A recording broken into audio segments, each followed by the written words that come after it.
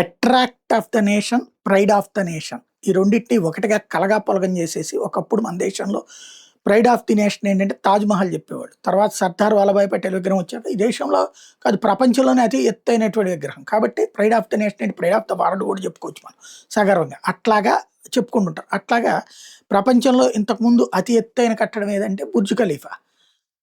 అన్ని వందల అంతస్తులు, ఆ పైన కూడా అందరూ కూర్చుని చూడటానికి తగినటువంటి ఏర్పాట్లు, ఇదన్నీ జరిగినటువంటి బుర్జ్ ఖలీఫాకి సంబంధించినే ప్రధానంగా టార్గెట్ చేసుకొస్తుంది ఇరాన్. మిగతా దేశాల మీద చెయ్యనన్ని దాడులు ఇరాన్ దుబాయ్ మీద చేస్తుంది. సౌదీ అరేబియా మీద కూడా ఇన్ని దాడులు చేయట్లేదు. దానికి వాళ్ళతో కాంప్రమైజ్ అయిపోయింది అన్నటువంటి చర్చ కూడా నడుస్తుంది. దుబాయ్‌కి సంబంధించిన బుర్జ్ ఖలీఫా చుట్టుపక్కల భవనాల మీద ఇప్పటికి చాలా సార్లు దాడులు చేసుకొచ్చింది.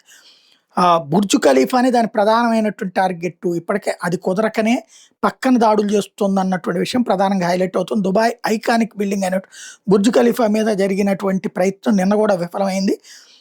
ఇంతకుముందు అయితే ఆ దాడులు కొనసాగుతూనే వచ్చినాయి.